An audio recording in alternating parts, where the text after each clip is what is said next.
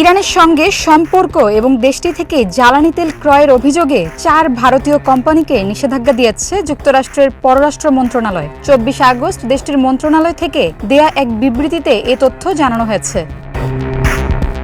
পররাষ্ট্র মন্ত্রণালয়ের বিবৃতিতে বলা হয়েছে, ভারতের 4 কোম্পানি ইরান থেকে আমদানি, মজুদ, স্থানান্তর, বিক্রয় এবং ইরানকে তেল রপ্তানিতে সহযোগিতা সংক্রান্ত বিভিন্ন ভূমিকায় সক্রিয়ভাবে যুক্ত থাকার কারণে এমন সিদ্ধান্ত নেওয়া হয়েছে।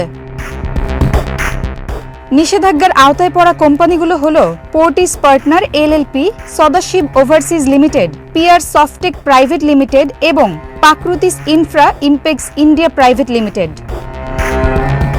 মূলত ইরানের সামরিক ও জ্বালানি খাতকে পুরোপুরি পঙ্গু করতে মার্কিন প্রেসিডেন্ট ডোনাল্ড ট্রাম্প সম্প্রতি ঘোষণা করেছেন তাদের ইতিহাসের সবচেয়ে বিধ্বংসী অর্থনৈতিক অপারেশন ইকোনমিক আউটকাস্ট।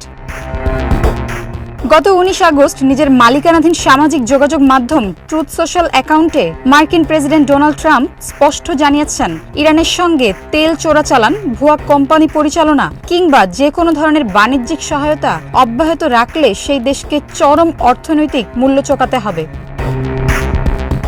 এটা তাদের জন্য দুঃখজনক যে তারা চুক্তি করতে ব্যর্থ হয়েছে।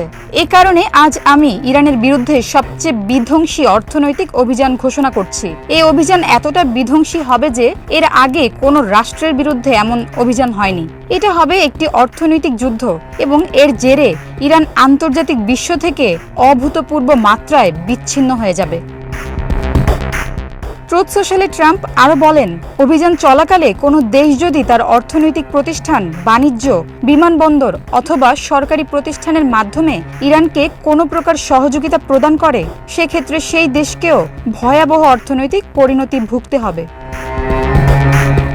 তেল চোরাচালান, পণ্য বিনিময় লাইন, নগদ অর্থ স্থানান্তর, মুদ্রা বিনিময় কেন্দ্র, জাহাজ নিবন্ধন, ভুয়া কোম্পানি, এই সব কিছু এখন থেকে বন্ধ হতে হবে।